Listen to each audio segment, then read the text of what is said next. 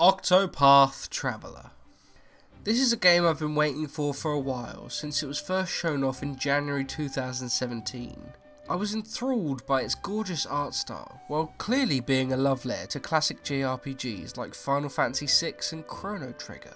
It has turn-based combat in a fantasy setting, with gorgeous 16-bit art brought to life with super high quality lighting and particle effects, which they call 2.5 HD, thanks to the Unreal Engine. God damn does it look good! With the interesting mechanic of choosing one of 8 different heroes to start off your journey with, to then build up your party and story from how you see fit, it had Square Enix as developers, so it was shaping up to be quite a fantastic game with the pedigree that Square Enix holds there. So, what is my opinion of it? Well, it's fine. The game itself is fine. I would say, though, judging by how much I was really fucking hyped for this game, it's probably the most disappointing game this year for me. But that's not to say it's a bad game. It is stuck in the past and certainly can improve in a lot of areas. And if they were to make an Octopath Traveler 2, which seems likely judging by the fucking sales, that game could be fantastic. But while going back to what made some of the old RPGs great, in some respects is a breath of fresh air and really satisfying to play, in other ways, there's a reason why some RPGs have improved and changed over time. The battle system. It's a Final Fantasy battle system, which on its own is perfectly fine. And on the top of the screen, there's a turn order, which leads to very interesting tactical fights, where the main aim of the battle system is to break your opponent's guard and to ebb and flow and build up the damage you do so you can deal it all in one go. And it's very satisfying when you do see the massive numbers rolling up from the big combo battle damage thing you've done. I could sit there and play that battle system for ages. It's really great. So enemies have their own armour, with their own weaknesses, which as you hit the weakness it stays revealed, which is quite nice. So you can chip away at their armour until they get stunned, which then lets you deal massive damage and they can't take a turn. You also have battle points which build up each turn, which you can pump into any attack or any skill to make it more powerful, which is fucking brilliant. It's fucking brilliant. It really adds a great tactical element to each fight. Some of the bosses change their weaknesses, some of the bosses hide some of their weaknesses behind guards, some of the bosses have only one weakness, but they're just really not that strong. You know, they do enough with it. I also like that as you earn job points throughout the entire game, you get to spend them on skills, which unlock special skills, and you can equip more by equipping more jobs and stuff. You know, I'm sure there's great mathematics and characters you can build from different jobs. I'm sure somebody's made a fucking flowchart and come their fucking pants because of how great the options are. But you know, you get your standard gold experience points to upgrade your standard stats, and then your job points, which, you know, you pump into those skills. And they really do matter because they make your character a lot better, and it really is a lot harder if you don't fucking equip some jobs to your characters. Eventually you can unlock the super move for each character, which acts as a limit break to a degree. Some of these are fantastic, and others are, well, I don't think they're good enough for a super move. They would be more interesting as a standard move themselves, but whatever, okay, I guess, you know, I'm not the guy who balances these games. But overall, boss fights are a joy to play through, random enemy encounters are good to play through. This game has random encounters, which is a cardinal sin of a lot of RPGs that really puts it in the ground, but luckily this gets over that. Not learning from other RPGs. This game has some truly polished elements that work really well, but there are problems. RPGs like Undertale, Persona 5, the Mother series, even later Final Fantasy entries, have really added to the quality of life that players have when playing through their hundreds of hours of the gameplay. Octopath could really take some of those pointers to polish it a lot further. It's clear that some gameplay decisions were taken to help soften things like the random enemy encounters, such as some certain characters having the ability to reduce the amount of random enemy encounters, which makes it a lot better to go through, but equally the game is designed around the fact that there are level caps and big difficulty walls. So having that equipped is pretty bad at the start because you're very underleveled when it comes to the second part of the second chapter of each of the characters. So, scaling the random enemy encounters does indeed increase the XP you get, the more characters you get, and that's great. I'm glad that they put that in there and it wasn't a needless grind. But having random enemy encounters also means you reduce the difficulty of dungeons and general overworld parts where you need to go from different areas of the world. It basically makes them into glorified follow the marker winding paths. There's no challenge, there's no difficulty, there's no puzzles, there's no maze like nothing. There's no interesting parts to any of the dungeons. Now this is a big failing in my opinion, as it literally makes the whole game follow the path, fight the enemies. You can quite literally, and I genuinely mean this, all 32, that's 8 times 4 of the chapters and the stories, even the optional side dungeons, involve you going to a place which acts as a dungeon and you following the green marker until you reach the boss in a winding path that barely diverges from the big main path, only to show off where chests and some goodies are. Every single one. None of the dungeons feel unique, none of the dungeons are memorable or are challenging in any way. It is just, are you strong enough to be here? Fine, you're going to win. That is piss poor. That's piss poor. I'm sorry. They try to make them different by making most of the dungeons look very nice and have their own sort of feel, but there's only so many ways you can do a fucking cave in this glorious 2.5 HD before you realise that you literally just follow the path. I mean, turning off the path, you can do that, fine, but it's still not challenging to get to where you are because you go, oh, I found the save point, I guess the boss is coming up, whoop, there he is. Oh my god, honestly, the structure is fucking awful. I mean, just grinding through enemies to get your level up to the level cap, that's not challenge. That's tedium, that's time wasting. It's not good enough.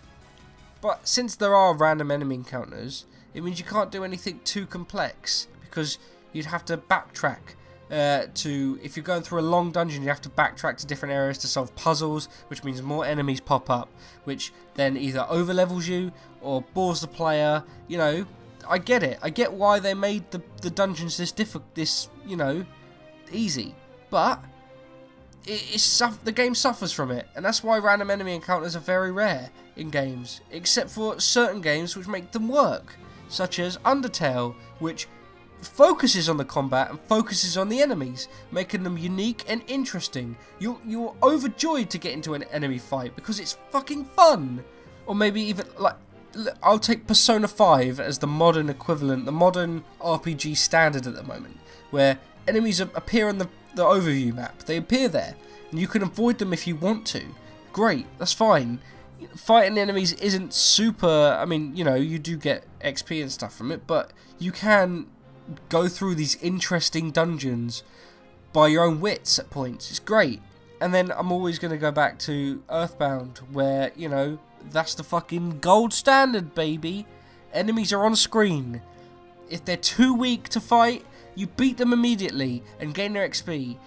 You get to avoid enemies if you want to. Everything's there. It feels like you have agency and you're getting into fights because you want to get into a fight. If you focused on the fact that the enemies weren't random encounters, then the whole game would have to be fucking overhauled, frankly. So, I don't know. I don't really know how to fix that. Don't do it. You can do what Earthbound did and just show that the enemies are on the screen, but the fact that they isn't the point. The map structure and the puzzles aren't all that complex, but it focuses on breathing life and imagination into every single level, every single area, characters, the humour is so satisfying to play. And another thing I'm not a big fan of in JRPGs is that you can't use all your fucking party. I'm sorry, but if I have 8 characters and I can only use 4, and so the rest of the characters are not getting the experience that the rest are, so they become fucking useless towards the end of the games when you need to complete their story and they're just being held up by 3 other stronger members, that's not fucking good. Do what Final Fantasy X did. That made it perfect. All your characters can swap out at any point to that person, and they take the action, and they all get the XP, and they all level up equally. It's great. It's fucking great, and it's such an easy fix, and it makes the game so much more interesting. There's fucking no penalty for it, and it's genius. But even then, this is fucking bone dead stupid. The character you pick at the start of the game, you have no idea what they do. You just go, oh, that guy looks cool. You choose him. He is stuck. He is cemented into your party until you beat his whole story. Why? I don't know. It means that character is severely overleveled compared to everybody else. You're stuck with that character. So if you choose someone that's, you know, not as useful in some areas, then you're pretty fucked. If you choose fucking, I don't know, the cleric girl or whatever, you're fucked. You're fucked, man. Like, you have to overlevel that motherfucker, and you only have 3 spaces to swap your other 7 members of the parties in. You have to make a team around them, so you never get certain characters in. So I chose Cyrus as my first character, and every character has a sort of mirror to make a certain team that they're clearly going towards. But Alfin is the mirror of Cyrus. He's never in that fucking team. He is never in Cyrus's team, because what's the point in having someone who's already there? Man, it's fucking dumb.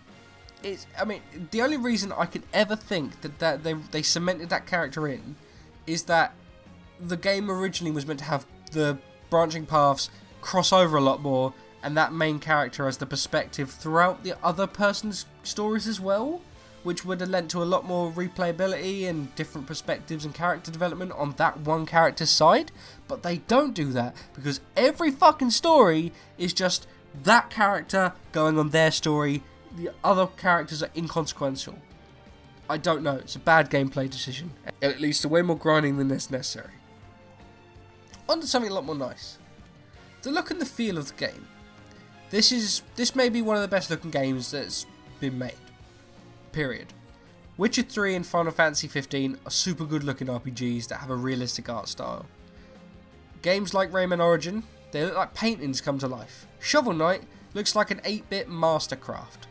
Octopath Traveler is how we remember SNES games. This game is fucking gorgeous. The glistening sand and snow effects. The water, oh my god, don't even fucking tell me about the water, it's so good. And it looks like a pop-up book. Like, it has its own unique art design that sets it apart from pretty much every other RPG, whilst also harkening back to the nostalgic era that it's trying to emulate. It's brilliant. But not only that, you know, one thing an RPG needs to have is a good soundtrack. Because you're fighting in battles over and over again, you need a fucking kick-ass tune, or multiple kick-ass tunes, to get you pumped and to get you through it. Because it is a lot of repetitive actions, but you want to feel like it's fun to do each of those.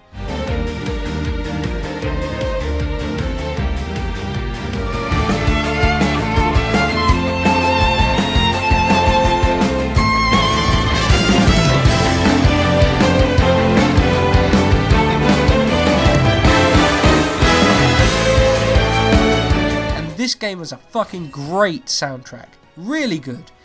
The battle music you fight through changes depending on the area you're in, and each of them has a great soundtrack. Great, love it. The sound design to the battles is punchy, it's great.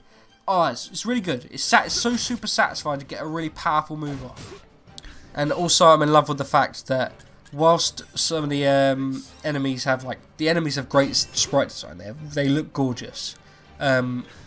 The standard heroes and NPCs look like your standard Final Fantasy small chibi bit characters. But when you get to the bosses, oh boy, they are huge. So they're clearly showing that they're the big boys, the towering figures, and they're so super detailed and they look great. Oh, it's gorgeous. I love it. Glad they did that.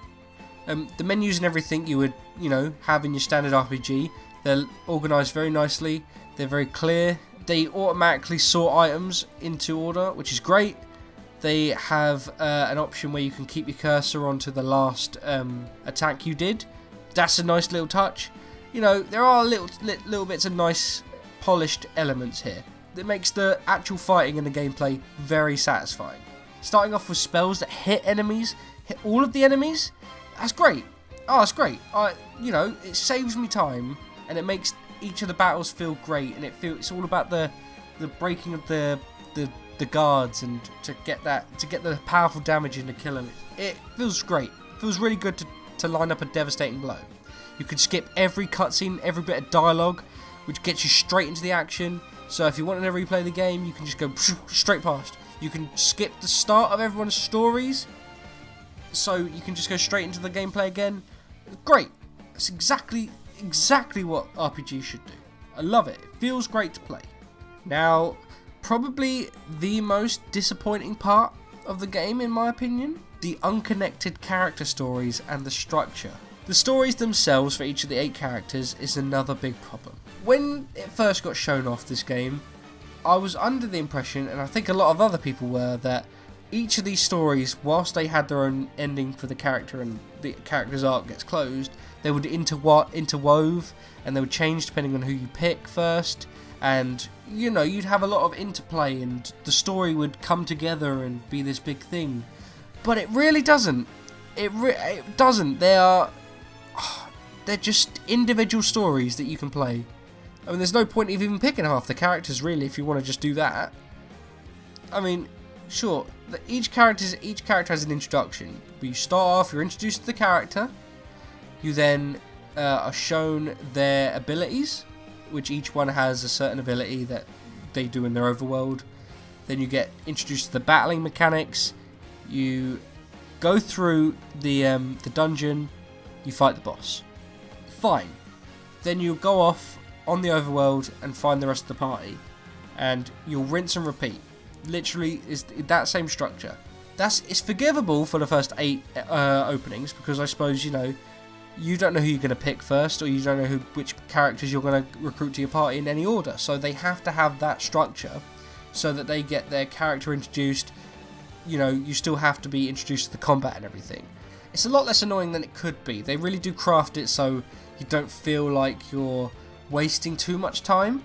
But still, it starts off with a lot of, here's a big word, guys, ludonarrative dissonance, where your party members just seem to walk up to some random guy in a town and just say, hey, and then just sort of join the party. Like, you'll have Therion, who's a lone wolf thief who works better alone. Of course he does. Yet he immediately accepts the help of strangers to infiltrate and rob a mansion. I get you need to have an RPG, so you need to have your party or whatever, but the characters do not in any way influence any of the other characters' stories. They're just sort of, it's all told from that perspective of that character, that he's doing this almost alone, which is very odd, and it is a bit jarring. But, you know, it's an RPG, sure, it's a bit of a minor nitpick.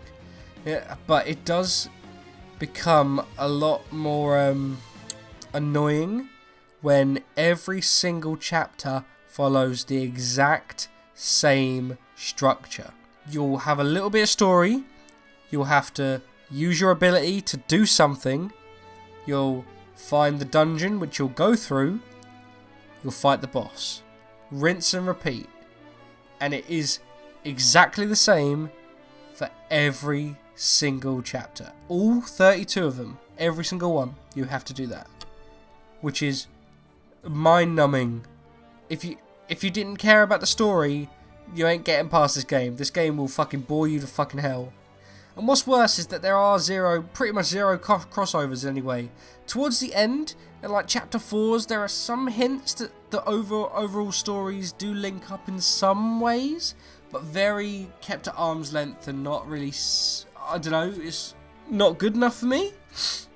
There's the tacked on banter segments. Oh god. You know, Fire Emblem, once your parties are together, you get to have a little conversation dialogue between 2 characters. It's very lazy. It feels very lazy and inorganic. They just sort of talk to each other about things that just sort of happened, and it's the most vague and boring dialogue that doesn't really give us more insight into the characters in any way. There's no funny bits in it. In my opinion, it's just, you're very standard RPG, text. I just skipped the banter segments. So I just wasted my time. I was really hoping that the abilities that they would use would be used in more interesting ways. There was one time where Hannett, her ability to provoke enemies or people, was used, where you walk up to a random tree and you provoke it, and it actually was a monster. And I was like, oh, cool! So you can unveil secret paths or something using that ability. Nope, it's just for that one bit in the story. That's it. Okay. Every other character is just use the ability for whatever you think it is. Therion probably has some of the worst quests, where you quite literally talk to a guy, he says go to this guy and steal something from him. You have to have the green marker on, because you have no fucking idea who it will be to steal from. Otherwise, you walk to that marker, steal from him, walk back. Then you'll do it again and again. 3 fucking times. That is wasting my time, where I could be doing something more interesting with the story, or more interesting with the gameplay of combat. It's unforgivable. It's fucking pointless. I wish they, maybe the characters interconnected like they do in Chrono Trigger, where their moves cross over, or even they turned up in each other's stories. That would be more interesting. But the fuck, it's so repetitive. Fuck. Now, the writing in the stories is fine. It's fine. They're the RPG archetypes. Their backstories are exactly what you'd expect. Thief, mage, cleric, fighter, hunter, dancer, merchant, and apothecary/doctor. It's fine. The job is woven in with their personalities, and it makes them... It's fine. It works. Their characters work, and they feel believable in the story. They're well written enough. Most of the stories are well written enough. Tress's is quite nice. Quite a nice little, pleasant story. It's very light-hearted and whatever. Therion, Primrose, Cyrus, and even... Yeah, most of them are actually quite well written. Hannett, quite well written story. They're interesting, and they make sense for why the characters will want to go on this adventure. They have a nice little conclusion. Everything's fine.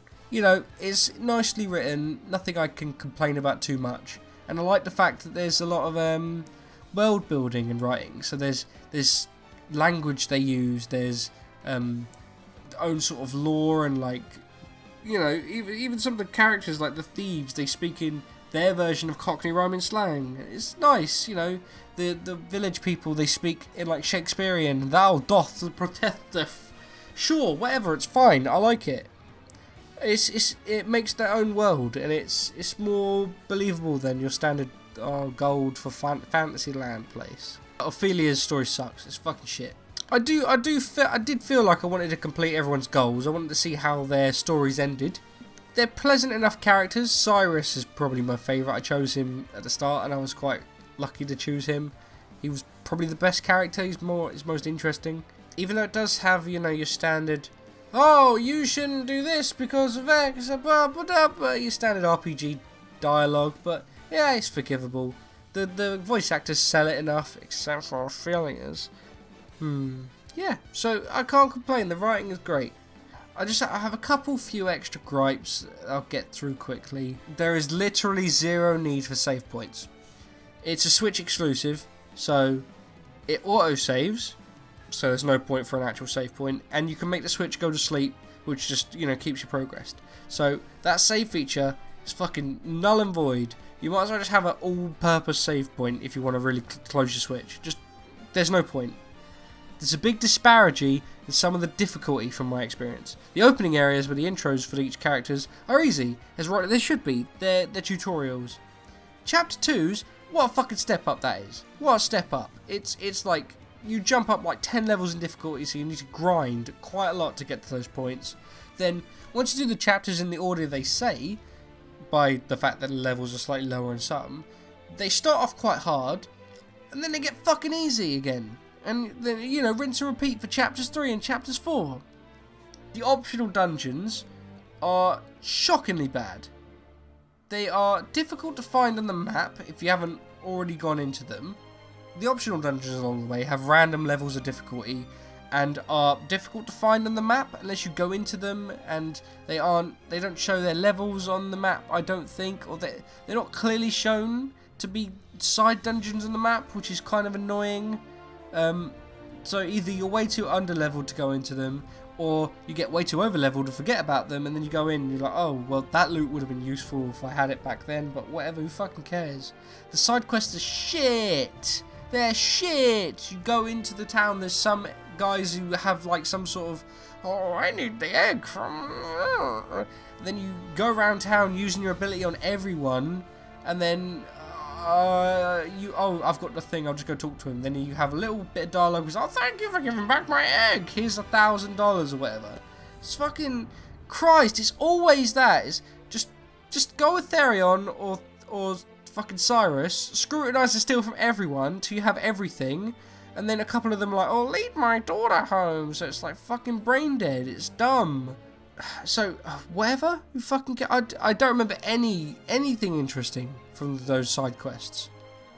The ending where you complete everyone's, like the after you finish the main story game stuff is literally a boss rush mode. That's not fucking worth 100 hours of gameplay, man. It's recolored bosses that are slightly more difficult. That's not worth it. I'm sorry. That's fucking piss poor. That is piss poor. If you really advertise this game as you choose whichever story you want to start with, I'm expecting to at least want to do New Game Plus or to go back and try another person's story. But there is no reason to replay the game. There is no replayability. It's fucking as linear gets. Overall, the game's fine. It's filler. It's fluff. It's something to just be like, okay, I haven't got an RPG to play at the moment, or something big on the which the Switch doesn't really have at the moment. I'm just gonna sit down and just mash some buttons, get some damage out, you know, play. It's satisfying to play and to, you know, do some random battles. The combat along with the visuals, you know, they're superb. It's superb. I respect what they tried to do with the story. It clearly feels like a game that's too stuck in the past, or they needed another year of development, they cut content out. I don't know. The ambition to make the 8 separate stories is clearly hampered by the fact that they had a concept which clashes for the need of a party dynamic in these games. And so the characters individually shine, but as a whole don't work, which is the point of an RPG. Even Final Fantasy VI shone with the team dynamic, where all the characters interplayed and they had their own stories, but they all worked together with the stories, and those characters felt like they were there and they were a party together, and it felt reasonable as to why they would all come together and work together towards this main goal of beating Kefka. Locke and Celeste fall in love at the end, and there's some beautiful, beautiful moments with there. Even the fucking newest Final Fantasy 15, the Backstreet Boys, that's the greatest part of the game. They fucking feel like mates on a road trip, and it feels so good to just go through the story with them. But, you know, I don't think the characters individually are strong enough to warrant 8 separate stories where there's loads of ludonarrative dissonance. Big word. I don't know. Either make it an individual linear story where you play through the entire game as one of the characters, somehow make the stories intertwine. But coming together, you know, it's fine. You know, I put 100 hours into this game. It can't be a bad game. So okay, bye!